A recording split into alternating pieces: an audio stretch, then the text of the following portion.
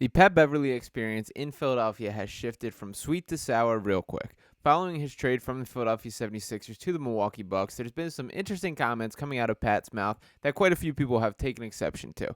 I dropped a video speaking specifically on the comments about the work ethic of the Sixers or the mentality of the Sixers when it pertains to a winning standpoint, just to highlight what specifically those were. Again, those were these comments here with Pat Bev saying, quote, "Everybody wants to win. It's not about the stats. It's not about the numbers here. It's not about who gets the ball. Everybody here wants to win." And that being with the context of him talking about the difference between the Milwaukee Bucks and the Philadelphia 76ers, as was asked between Pat with a conversation with Tobias Harris, according to him. Now, in this video, there is a new topic of conversation that has taken heat. The internet has taken exception to. Plenty of Philadelphia fans upset. Once again, kind of my message from the first video is Pat Bev is being Pat Bev. I feel more of the same in this way, but this specific quote that has dropped off or has popped up on the internet from the same podcast with Pat Bev, and this being with Kyle Lowry. So Pat Bev saying that he circled the date on his calendar for the next time that he plays Kyle Lowry after Philly replaced him with Lowry with the quote, "I'm on Kyle's ass when we play Philly."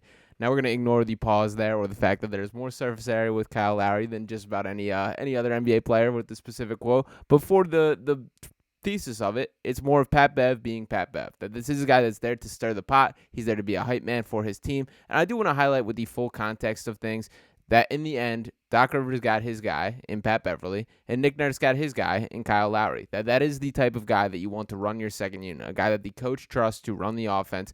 I am very grateful for the Pat Bev experience here in Philadelphia. I think he was better than the perception of him is, that I've seen some negativity floating out the timelines. I think a lot of that is inflated by these recent quotes. We just want to look for the facts of the facts. Pat Bev was very good in the Sixers uniform.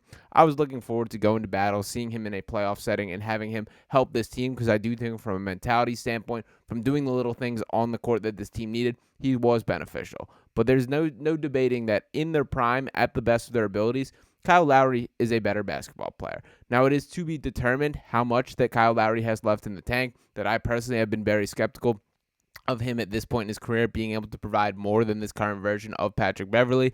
But I did want to point out the stats for Kyle Lowry specifically here, that just in last year's playoffs, Kyle Lowry playing 23 games, which was tied for the NBA high, of course, the Miami Heat going to the finals. During that stretch of time, in that 26 minutes per game that he did play, averaging 9.2 points per game, 4.4 assists, 3.5 rebounds, shot 42.5% from the field, 37.5% from three on 3.8 3-point attempts per game. That is all the Sixers are asking for him. Is we're not looking at Kyle Lowry to be the missing piece on the Sixers team. We're not looking at him to provide this ridiculous offensive output. He just has to be a very good backup point guard, a guy that can bring in, give some relief to Tyrese Maxey, allow him to play off ball in certain situations, run the second unit when it is necessary. That is all that is being asked of Kyle Lowry. But one of the bigger things that I thought was interesting, or one of the bigger concepts that has really sparked in my mind, is kind of the perception of Daryl Morey league-wide. That there was some more traction on a couple quotes from Pat Bev. I want to pull up this specifically here. I mentioned this as well, but the conversation between Patrick Beverley and 76ers GM Daryl Morey 2 weeks ago, according to the Pat Bev pod, Pat Bev said to Daryl, "Am I getting traded?" And Daryl Morey told him, "You? No, not you. Of course not." Now, when Pat Bev told this story, or when he jumped into the full context of this, he also mentioned that this happened immediately after Joel Embiid suffered his injury. Obviously, that is the asterisk next to the Sixers season. The expectations from here is very dependent on what version of Joel Embiid can step back on the floor and win. But Pat Bev gave Daryl a little call, had the message, and said, "Look, am I getting traded? What are the goals from here? Is this something I need to get my agent involved in?" And Pat Bev is very clearly at this point in his career, and really every point in his career, focused on playing for a contender. And you have to understand that, you have to respect that.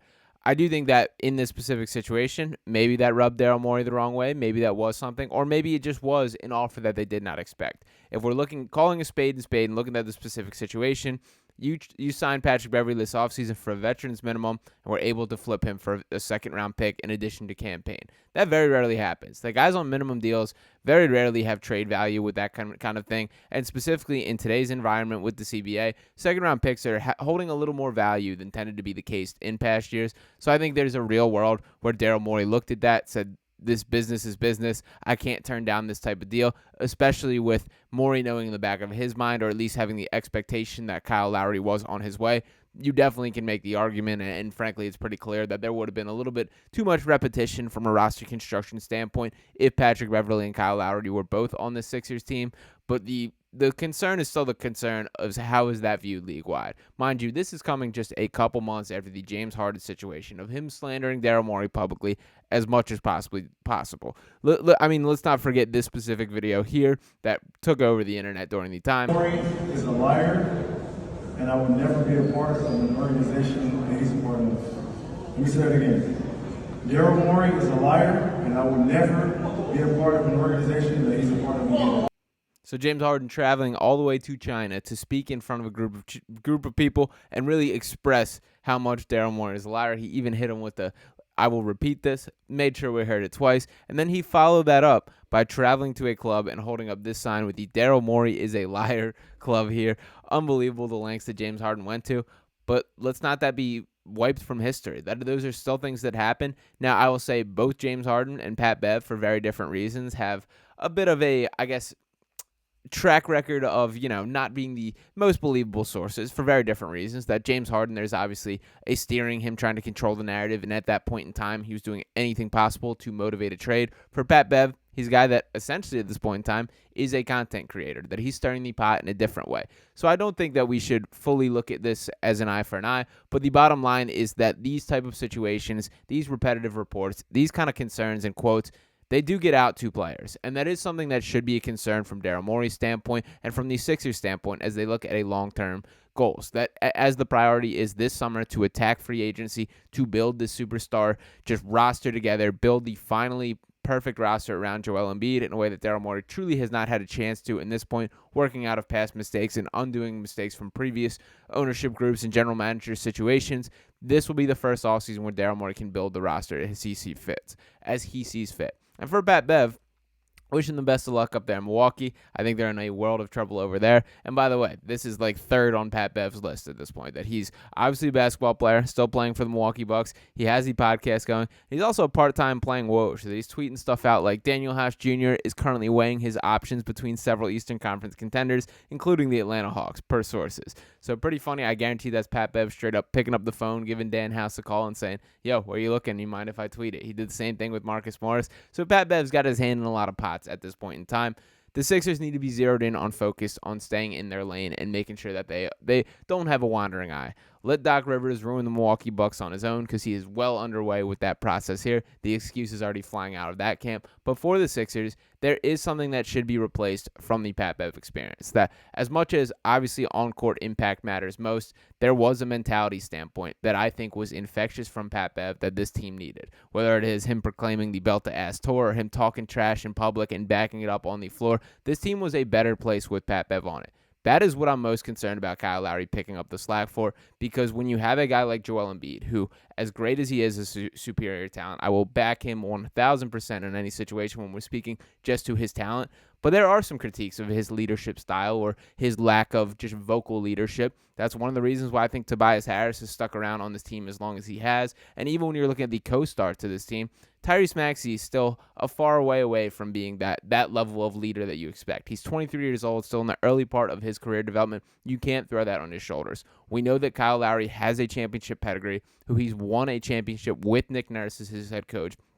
The type of standard that it takes to do that is something that I do expect him to come in here and set. That we know Kyle Lowry is a Philadelphia kid. He's a guy that grew up in the city, played for Villanova, all these things. He's very happy to be home and has made that quite clear through some of his social media announcements and some of the other just little breadcrumbs along the way to lead to this. So I am excited that he will be here representing a Sixers uniform. I do hope that there is enough left in the tank, at least for one second half push and one playoff push. I do think this is likely the end of the Kyle Lowry career. Maybe one more year after this, but he is 37 years old and starting to look the part of a 37-year-old in the NBA. So we will see what happens from here.